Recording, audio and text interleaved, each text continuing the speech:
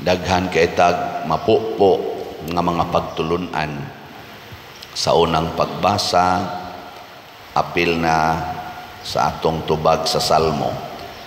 Ganahan lang kong musugod sa akong pamalandong niining atong tubag sa Salmo. Unsa gito itong tubag? Unsa to? Taliwala kaninyo anaa ang dako ug santos sa Israel. Lingay mong tupad, ina mutuo ka nga ni aron ang Ginoo sa atong taliwala. Ina kun naa nato ang Ginoo ug mutuo kita ana nga naa siya sa atong taliwala, niya siya may labing gamhanan sa tanan. Kaning gi-describe sa awit ni Maria, gisayunan kaanig unsa ni kagamhanan ning Ginoo. Matud pa diri nga gabuhat og dagkong mga butang ang Ginoo, niya iyang gipukan ang mga gamhanan sikan sa ilang trono, gituboy ang mga mapaubsanon, gibusog ang mga gutom, gipapahawa nga way dala ang mga dato. Ingon ana ka gamhanan ning atong Ginoo, unyag naa siya sa atong taliwala, mahadlok pa ka dili na. Gilingay mong tupad, inanaa pa karoy gikahadlokan. Oh, daghan kay tagkahadlok. Maunang masangko lang hinuon ta anang tuo-tuo tungod anang atong kahadlok. Bisag unsa na lay atong gipapilit sa atong bungbong, gipangsablig, gipangunsa pa na diha tungod sa atong kahadlok. Hadlok, kahadlok. Dili kahadlok ang gibati ni Maria. Tungod kay ang Ginoo naas iyang taliwala. Hayman ang Ginoo, unsa may taliwala nato ang atong kasing-kasing, ang sentro sa atong kinabuhi.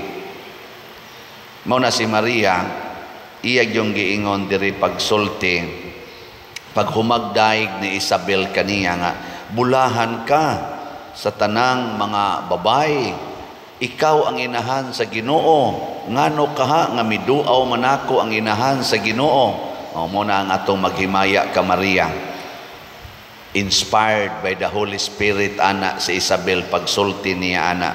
Pero unsay tubag ni Maria? Nagdaig ang akong kasing-kasing sa Ginoo ug nagmalipayon ang akong kalag tungod sa Dios nga akong manluluwas. Ang iyang gihisgutan mao ang iyang kalipay tungod kay naas iyang kasing-kasing, naas iyang kalag ang Ginoo. Pagkaninduta. Pero unsa may kahimtang ni Maria? Pobre, way kwarta, wa gani formal education, hasta gani ang iyang gianak nga iya gitong giangkon nga maoto ang manunubos, maoto si Jesus ang manluluwas, wa sad gyapon ka eskwela, pobre. So kini di ay Ginoo mga igsuon, kung niya na nis atong taliwala, himuon ta niyang pobre, himuon ta niyang kabos. Sige, lingay mong tupad, ina gusto kang mukuyog ni mong Ginoo. Ingna timani ha, basta mukuyog kaniyang Ginoo, himuon gid kaniyang pobre, himuon kang kabos. Amo na si Maria o si Jose, portig yung pobriha. Ang mga apostoles, pagkuyog nila ni Jesus, napobre gid silang tanan. Bisan gani si Saint Francis of Assisi, atong mga santos, nga pobre gyud kay ang sugo ni Kristo biyain ang tanan. Bulahan gyud mong mga kabos. Nya kay kita di man ta gustong mapobre. Unsa may resulta? Galisod tag kuyog sa Ginoo.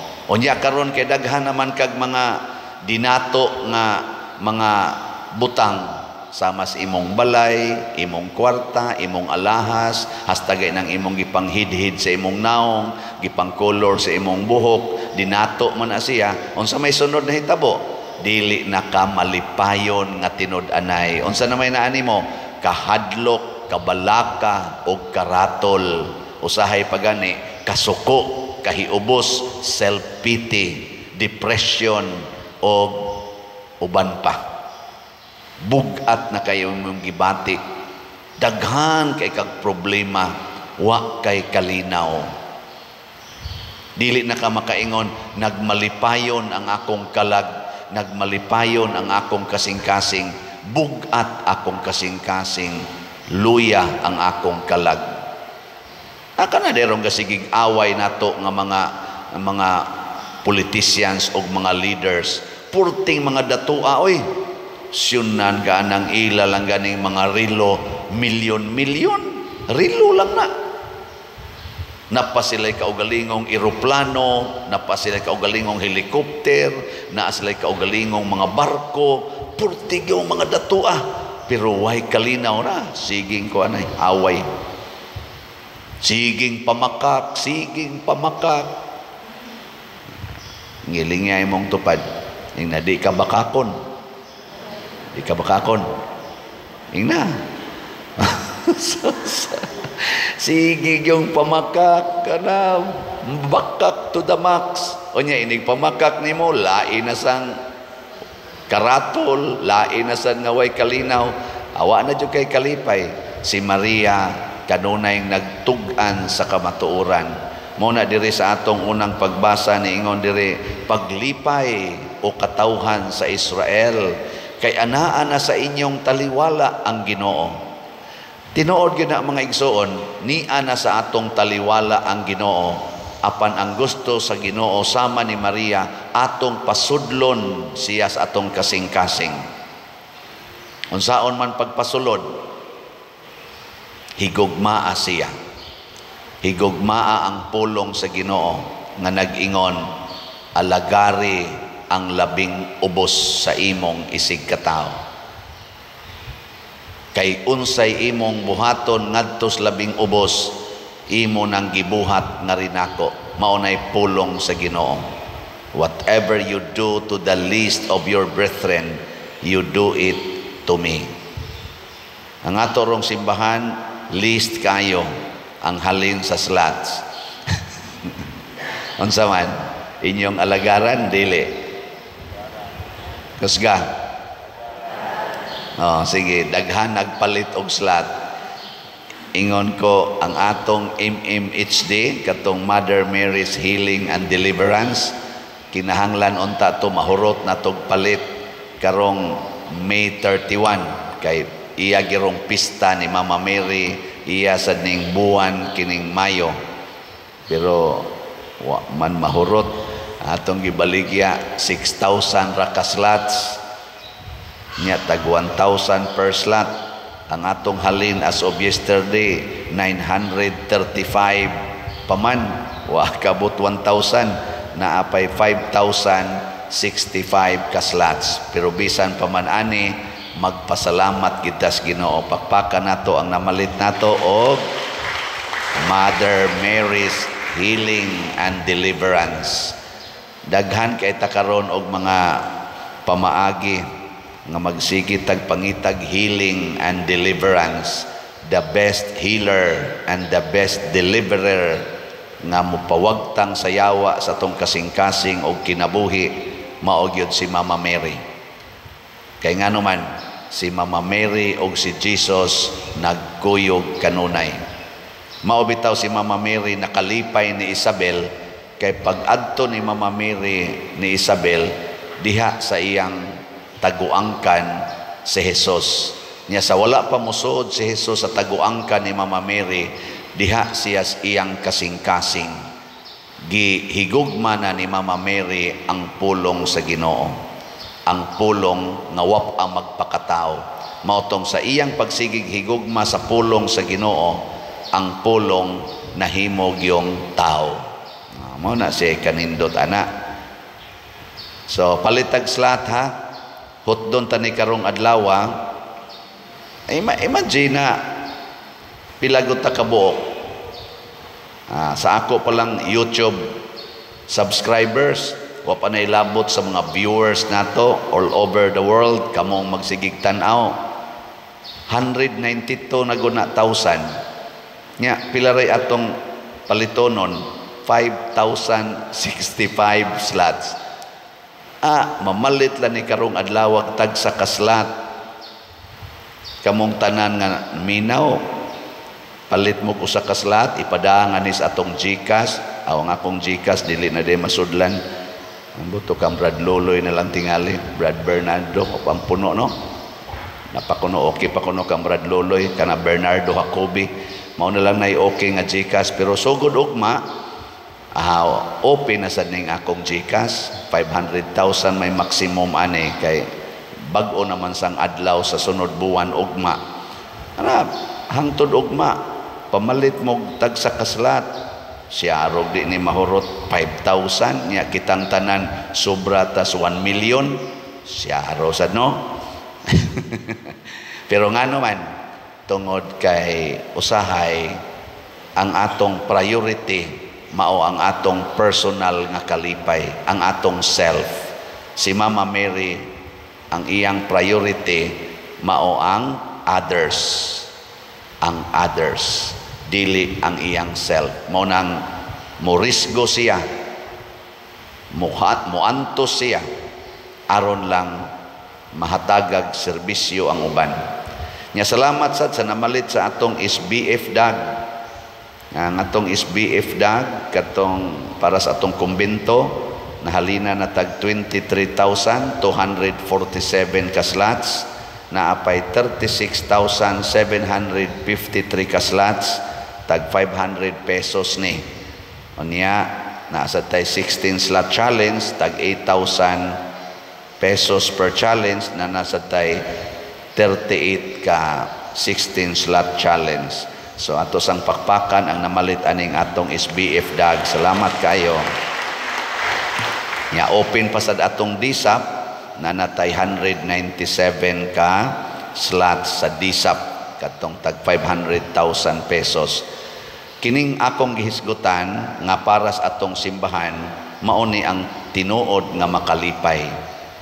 Na iniingon ako pader nagdepresyon gyud ko. Sud na sa hapit mo 10 years. Pero sa sige na kong paminaw sa imong humili, nya sige sa kong palit slot almost every week.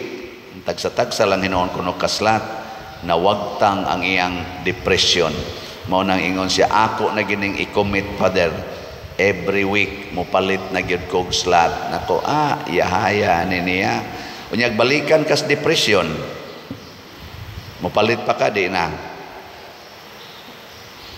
O panalitan ba, ikaw ba? Nawain mong depression, ayaw na ka. Nya humanda yun, i-commit na ka, Lord, magsige na dyan kong palit og slot. Nya nibalik man, mupalit pa ka, di na. The more nga mupalit ka. The more nga mupalit. Kaya nga naman, naayo, ikas una nga, panagsar ka palit, karon nibalik. Naraman ang antidote, ang pagpaambit sa tanan. Muna, nindot kaayo ang modeling ni Maria. Nindot sad kaayo ang epekto sa nagsunod ni Mama Mary. Ako nisugod kog kaila ni Mama Mary, mga 11 years old, naapil ko sa Legion of Mary. Gikan ato hangtod karon Legion of Mary gyud ko. Yes, na ako'y daghang sala, daghang mga ana-ana sa kinabuhi, pero usa lagi akong gikuptan. Murabag nagkupot kog pisi nga nitabok kog sapa nga kusog kaing baha nga magsigi og ana-ana pero wa gyud mamuhi ni Mama Mary. Daghan sa kong panahon nga failures ko sa akong mga commitments, pero naagyo ko gakupot ni Mama Mary. And with that, makaingon gyud ko karon ang akong kasing-kasing nagmalipayon diha sa Dios nga akong manluluwas.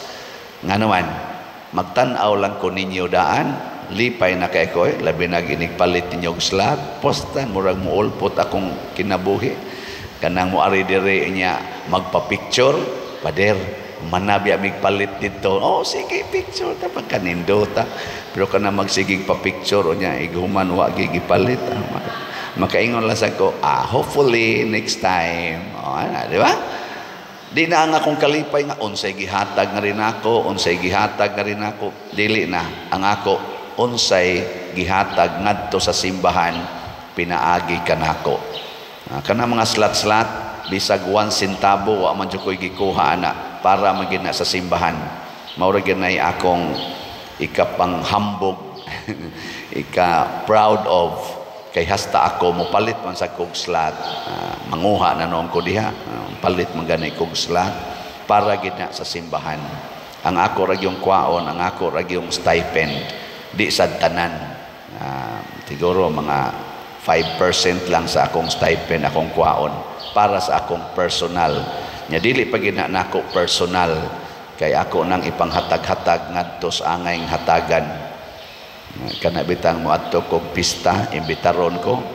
Magdaan na lang yung ko daag mga sinsiyo, 20, 50, tag 100. Ngano man kay magpunsisok dayon ng mga mangandila o kanang maninda ng kuan ikakita Pader siya no gamay kay mighalin to ana sugod naghatag magpunsisok dayon inighuman hiyos dayong akong gida tigong na sad ana hinon panagsara man na kana bang imbitaron kog pista muluoy sa kuan ang mangandila in town ato manginang pinangga sila kay munas ginhawa di ra bagit taon na manimba kadaghanan ana nila kay kuang kay na sila busy kay sig pamaligya wala ila sa nang pamaagi makalipay so mga igsuon ang kalibutan karon gihasi sa yawa buntugo nato ang yawa pinaagi sa pag-alagaray sa usag-usa